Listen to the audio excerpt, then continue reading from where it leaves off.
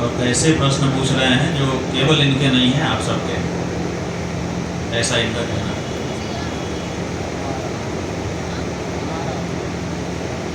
ऐसे लोग भगीरथ कहे जाते हैं कि गंगा ले आएं, अपने पूर्वजों को बितारें और फिर खुली छूट दे दें कि जो चाहे अपने पूर्वजों को अस्थि विसर्जन करके तार सकता है।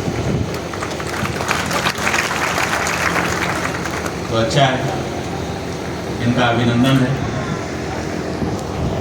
अभी कह रहे हैं कि धर्मानुकूल जीवन जीते हुए राष्ट्र और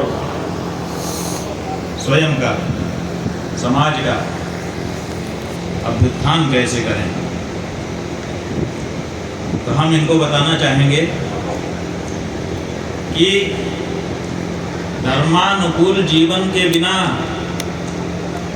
व्यक्ति के स्तर पर व्यक्ति का, समाज के स्तर पर समाज का और राष्ट्र के स्तर पर राष्ट्र का कल्याण होना, अभ्युत्थान होना संभव ही नहीं है।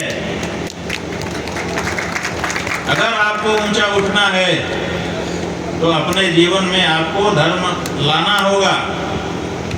जिसके जीवन में धर्म नहीं होगा उसका जीवन ऊंचा उठ ही नहीं सकता। यही तो सबसे बड़ी जरूरत है धर्म की, जिसके कारण धर्म को कभी भी जीवन से हटाया नहीं जा सकता। धर्म का मतलब क्या है और इसी तरह से अधर्म का मतलब क्या है।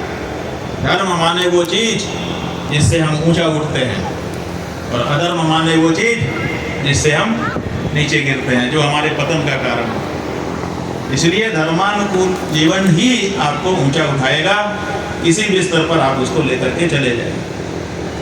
अब आप कह रहे हैं कि श्रेष्ठ धर्म कौन सा है।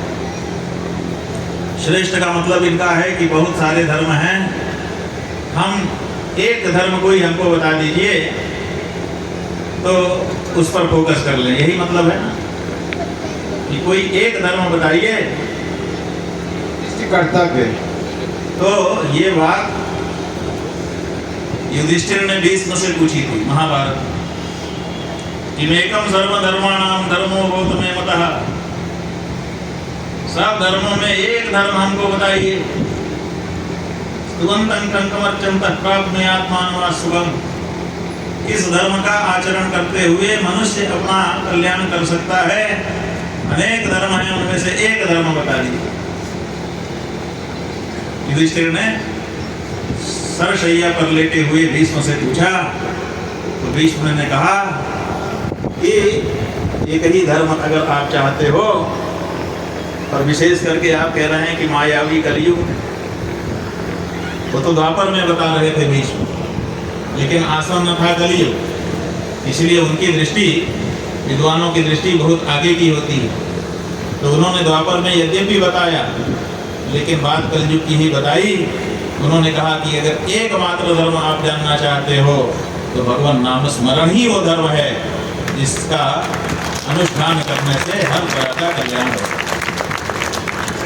कलयुग केवल नाम आधारा, सुमिर सुमिर नर उतर ही पारा। जिनको केवल एक धर्म की जरूरत है तो वो भगवान नाम का उच्चारण करे। नाम संकीर्तनम कलौ। कलयुग में केवल नाम संकीर्तन से काम बन सकता है।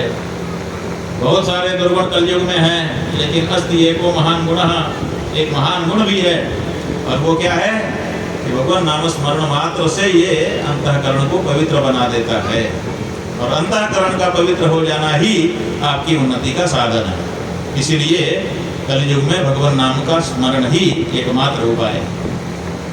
अब आप कहेंगे उससे कैसे हो जाए।